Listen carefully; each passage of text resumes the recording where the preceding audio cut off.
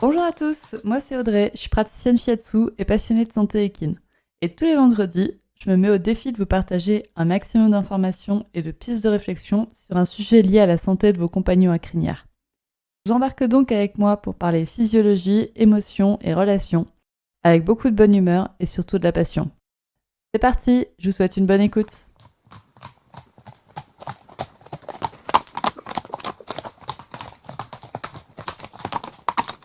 Bonjour à toutes, je vous retrouve aujourd'hui pour un nouvel épisode de podcast qui parle encore une fois d'un de mes sujets que j'ai à cœur et qui est la communication animale.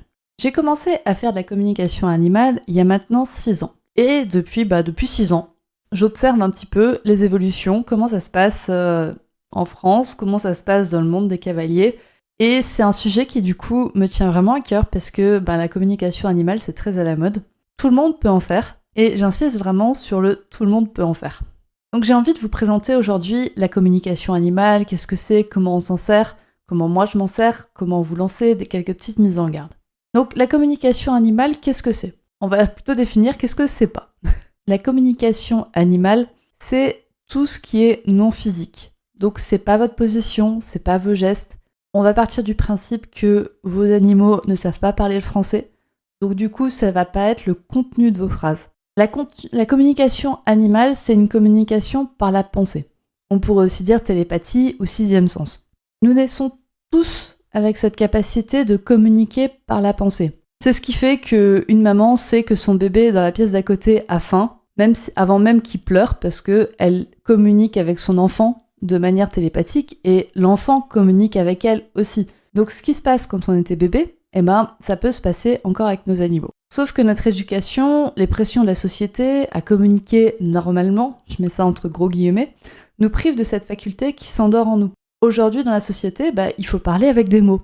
Et les gens qui parlent pas avec des mots, ils sont pas bien vus. Et donc, l'apprentissage de la communication animale vise à réveiller cette capacité qui est présente en chacun de nous. Moi, j'aime bien l'image du petit policier qui est protecteur de notre cerveau. C'est-à-dire que entre le monde extérieur et notre cerveau, il faut voir l'image d'un petit policier. Et dès que le petit policier, il dit « Oh là là, non, ça va me mettre en danger parce que ça va m'écarter de la société actuelle, ça va m'écarter du groupe, je refuse ça, c'est impossible. » Et l'apprentissage de la communication animale, ça va être de dire à ce policier « Bah non, tu vois, en fait, c'est possible, ça va pas t'écarter du groupe, tu vas pouvoir survivre, même si tu communiques de manière intuitive avec ton animal. » C'est normal, ne t'inquiète pas, tout va bien se passer, mon petit policier d'amour, tiens, mets-toi un peu sur le côté et laisse voir passer les informations d'une autre manière que par la parole. Que par la parole ou par le physique pour nos animaux.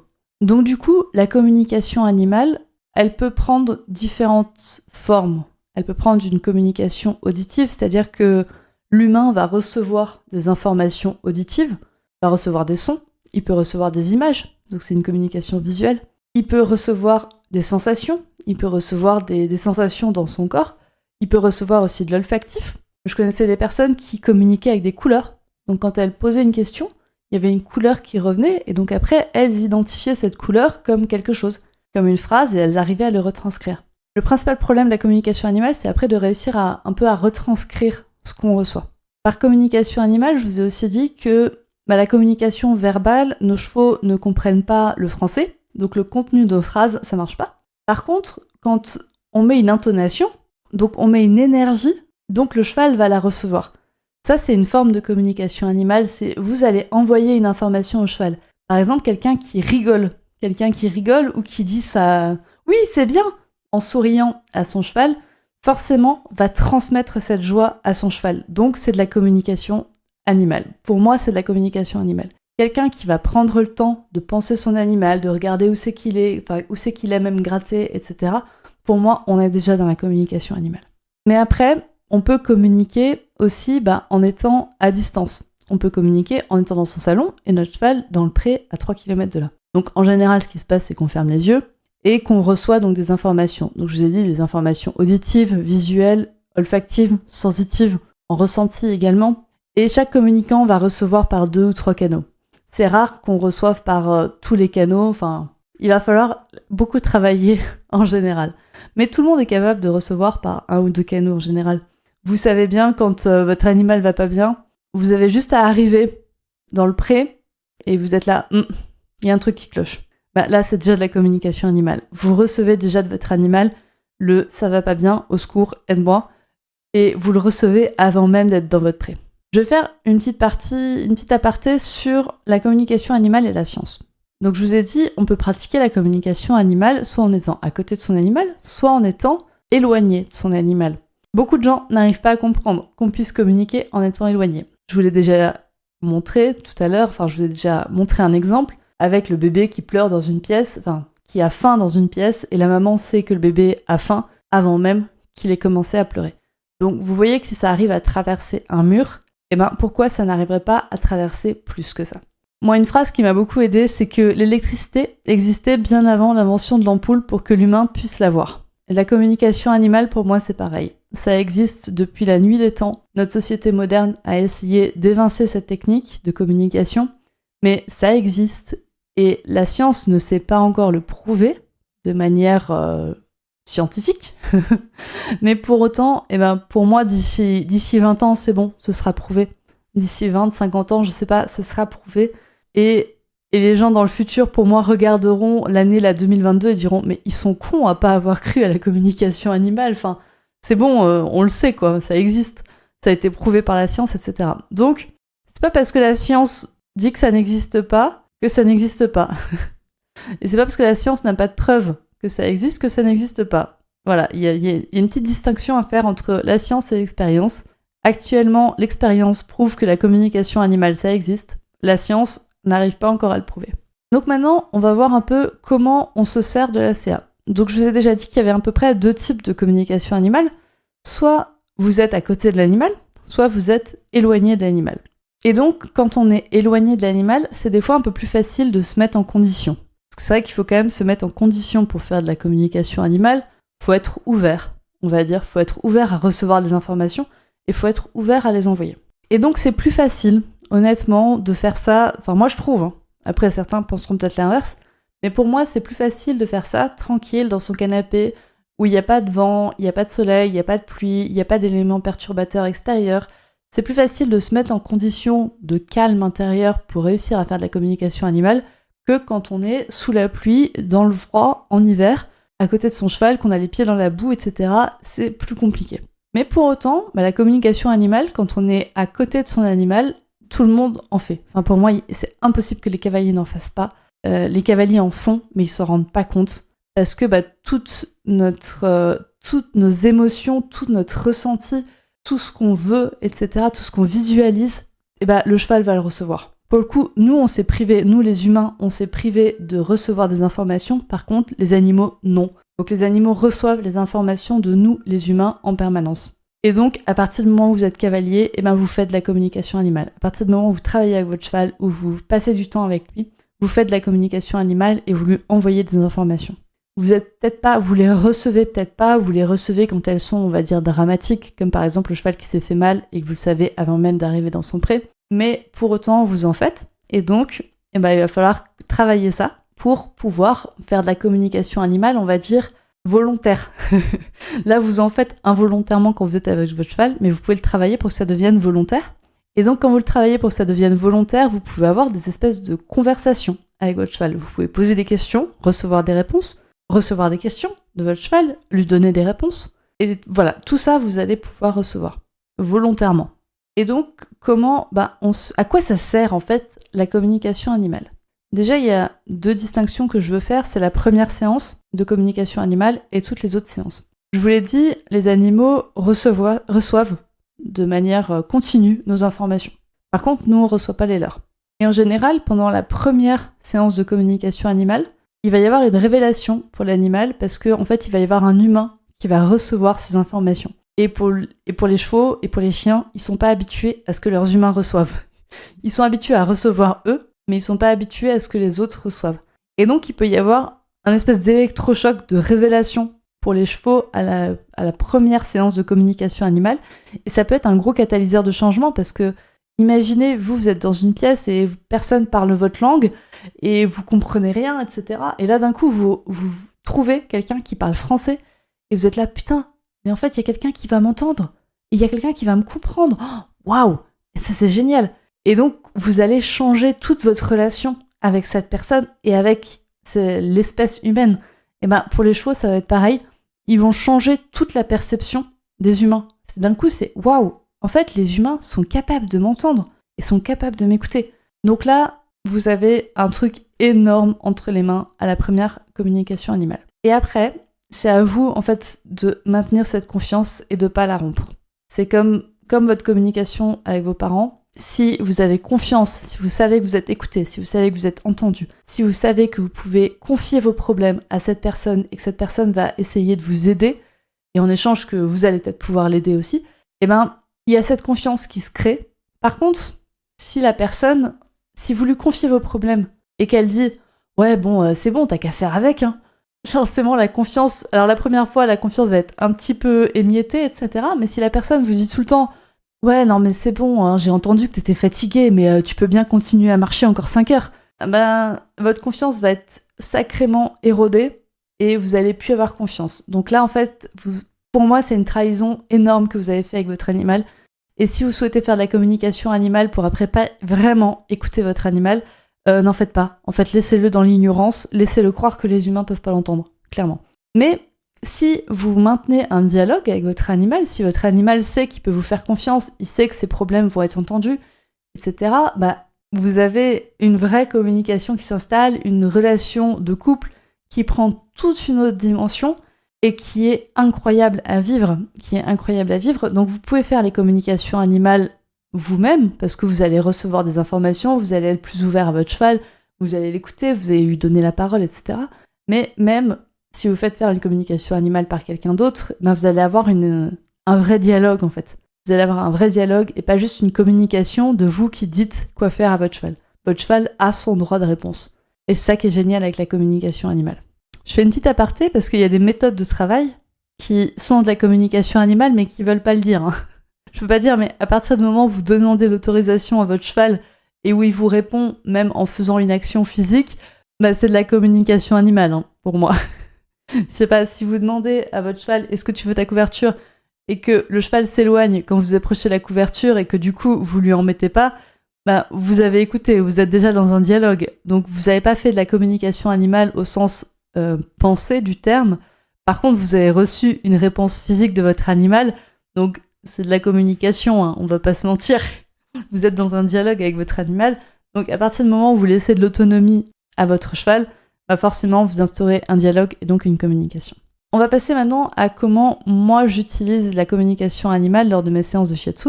Vous l'avez deviné, bah, je suis à côté de l'animal, pas dans ma chambre quand je suis en séance. Et donc là, les infos vont circuler différemment. Elles vont circuler plus librement. Des fois, je reçois des interrogations de l'animal. Des fois, je reçois des certitudes de l'animal. Et je peux aussi donner des informations à l'animal. J'utilise aussi le toucher pour recevoir des informations et pour les envoyer. Du coup, je peux utiliser mes mains, je peux utiliser autre chose. En général, dans les séances, ça se passe pas... Je vais pas poser 5 questions à l'animal et avoir des réponses. C'est des fois, on discute avec le propriétaire et le propriétaire va me dire quelque chose, va me dire « Ah, mais là, je comprends pas, mon cheval, il est boiteux, j'arrive pas à comprendre d'où ça vient. » Et d'un coup, on va dire « Pouf, j'ai le jarret droit qui arrive. » Donc, je vais focuser là-dessus. Donc, c'est pour ça que la discussion aussi avec le propriétaire peut être très intéressante parce que ça peut permettre de poser des questions à l'animal parce que le propriétaire va envoyer la question à l'animal va donner sa réponse et donc moi, je vais la recevoir et pouvoir adapter ma séance comme ça. Dans mes séances, moi, je refuse de faire le propriétaire qui me pose 5 questions et où je lui donne 5 réponses. Je le fais vraiment pour aider l'animal et pour l'aider à aller mieux dans son corps. Pour aller mieux dans son corps, et je le fais pas, on va dire, pour que le propriétaire ait un dialogue avec lui. Si vous voulez avoir un dialogue avec votre animal, il va falloir appeler quelqu'un d'autre que moi. Par contre, s'il y a des informations à vous transmettre, bien évidemment que je vous les transmets. Je vous en ai parlé un petit peu au cours d'épisode, mais pour moi, aujourd'hui, c'est très simple de se lancer dans la communication animale. Il existe des méditations guidées, des livres, des stages. Il existe plein de manières de se former en communication animale. J'ai même vu des formations en communication animale à distance, donc que vous pouvez faire en ligne. Enfin, vraiment, aujourd'hui, si vous cherchez à vous former, eh ben, faites-le. Par contre, il va falloir trouver la personne qui vous convient pour apprendre à vous reconnecter, vous, à votre intuition. Et peut-être que vous allez essayer avec une personne, que vous allez recevoir quelques infos, mais pas beaucoup, et qu'après, vous allez continuer, vous allez faire un autre stage avec une autre personne, et que vous allez recevoir beaucoup plus. Ça va être un travail à long terme. Moi, disons que j'ai découvert la communication animale donc à 22 ans. Et ben en fait, j'avais 22 ans de société qui me disait non, ça n'existe pas, non, ça n'existe pas, non, ça n'existe pas. Donc j'avais 22 ans à déconstruire tout ce que j'avais appris pour reconstruire par-dessus. Donc ça prend du temps, ça prend de l'entraînement. Tout le monde est capable de faire du vélo. Par contre, pour faire bien du vélo, pour en faire à haut niveau, il va falloir vous entraîner énormément. Comme pour tout en fait. Il va falloir vous muscler le cerveau, on va dire. Alors je vous fais une petite mise en garde. Il peut être un peu compliqué d'avoir des conversations structurées avec son animal, parce que notre intellect prend le dessus. Forcément, on n'a pas envie de voir certaines choses avec son animal, on n'a pas envie de les voir, on n'a pas envie de les savoir. Donc, ça va être une barrière de plus à faire sauter. Moi, pour mes animaux, quand il y a un problème important, quand j'ai un gros problème avec mes animaux, je fais intervenir quelqu'un d'autre. Quand il y a un problème où moi je suis impliquée émotionnellement, je fais intervenir quelqu'un d'autre pour faire une communication animale avec mes animaux. Quand c'est juste un petit problème, je sais pas, est-ce que tu préfères les pommes ou les carottes? Un petit truc un peu léger, il n'y a pas de souci, c'est moi qui le fais. Si c'est est-ce que tu veux partir en balade aujourd'hui ou pas, c'est moi qui le fais. Est-ce que tu veux déménager? Ça devient déjà un peu plus compliqué. Je vais plutôt lui dire, écoute, on va déménager. Qu'est-ce que tu veux pour t'adapter en fait? On va déménager, qu'est-ce que tu veux pour t'adapter? Et là, auquel cas, qu'est-ce que tu veux pour t'adapter? Je vais peut-être demander à quelqu'un d'autre de poser cette question. Donc maintenant, vous savez ce que c'est la communication animale, vous savez comment s'en servir, vous savez que vous pouvez vous lancer, vous savez que c'est très facile de vous lancer vous-même en trouvant la bonne personne. Et maintenant, je vais vous faire un peu des mises en garde. Je vais vous faire des mises en garde sur la communication animale. Pour moi, la communication animale, je vous ai dit, tout le monde peut en faire. Donc ça veut dire que tout le monde peut en faire. Les bonnes et les mauvaises personnes, on va dire. Quand vous faites appel à quelqu'un ou quand vous souhaitez vous lancer dans la communication animale, il y a quelques petits trucs à regarder. Donc on va partir du principe que vous souhaitez vous lancer dans la communication animale. Il y a un petit code de conduite donc à suivre. Donc premièrement, pour moi, il faut être honnête avec soi-même et avec les autres. Avec les humains, et les autres, c'est les humains et les animaux. Mais pourquoi vous faites de la communication animale? Pourquoi vous voulez en faire? Est-ce que vous voulez en faire pour valoriser votre ego? C'est une réponse.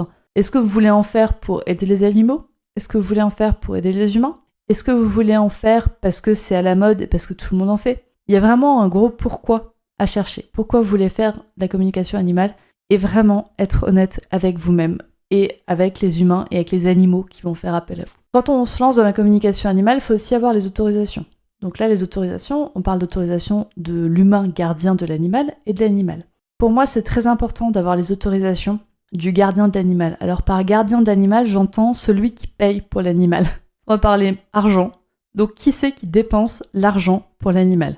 Parce que des fois, l'animal va dire « Ouais, mais là, je suis trop pas bien, ma nourriture est pas du tout adaptée, ma selle est pas du tout adaptée, j'aimerais beaucoup en changer, j'aimerais peut-être arrêter d'être monté, ou j'aimerais être plus monté, ou j'aimerais changer d'endroit, ou j'aimerais changer de compagnon équin. » Et donc là, il va falloir prendre des décisions qui vont impliquer des décisions financières. Et donc c'est très important que ce soit la personne qui ait la responsabilité de ces décisions financières qui ait demandé la communication animale ou qui soit au courant de la communication animale et qui accepte de faire les changements. Je vous l'ai dit, une fois que vous avez fait la première communication animale, c'est vraiment un lien de confiance qui va se construire. Donc imaginez, vous faites une communication avec un animal, cet animal vous dit « Ah écoute, ma selle est pas du tout adaptée, elle me fait hyper mal au dos, ça fait trop mal, je supporte pas qu'on me pose la selle sur le dos, j'aimerais bien qu'on arrête de me poser la selle sur le dos ou qu'on me change de selle. » Ok, et si maintenant, vous changez pas de selle, il se passe quoi? Vous avez totalement pourri votre animal. Vous lui avez dit « Oui, tu peux me faire confiance » et derrière, bam,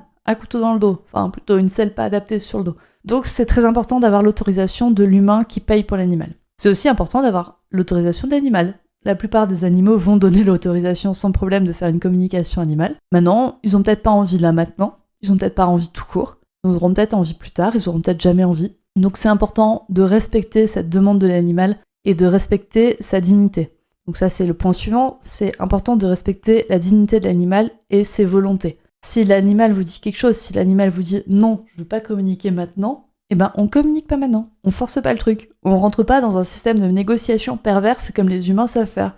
Non, on fait pas.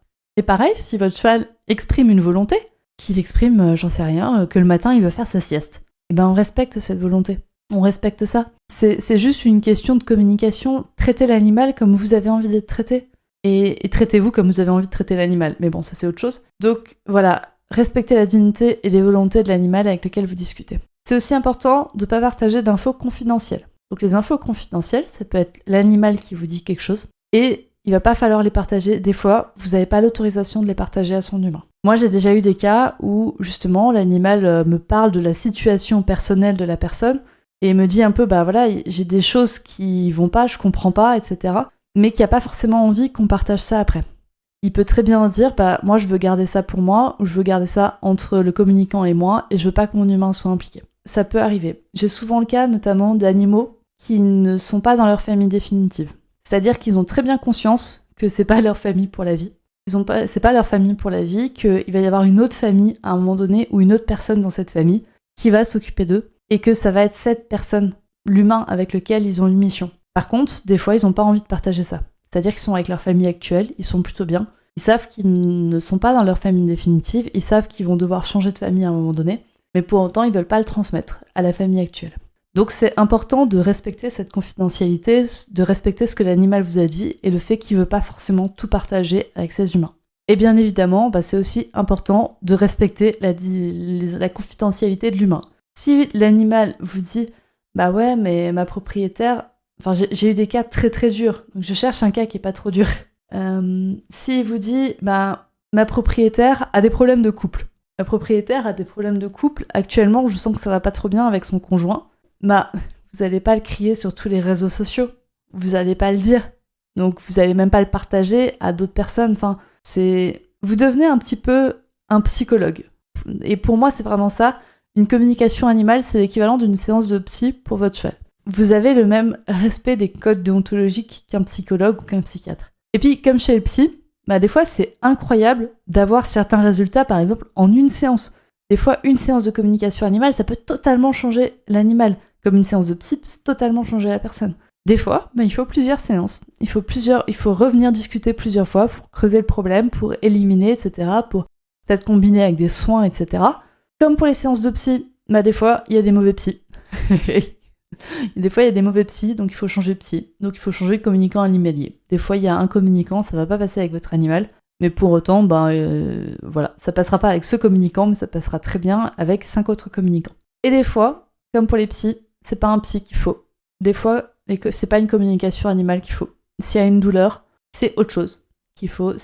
Alors l'animal vous aura communiqué sa douleur. Par contre, après, il faut un vétérinaire, il faut un comportementaliste, un coach, un praticien en shiatsu, un masseur, un ostéopathe, qu'importe, il faut quelque chose pour aider l'animal. Et c'est pas 50 séances de psy, c'est pas 50 séances de communication animale qui vont l'aider. C'est le fait de voir un vétérinaire parce qu'il a un problème physique et non psychologique. Je vois beaucoup de personnes qui demandent des communications animales dès qu'il y a quelque chose qui ne va pas avec l'animal.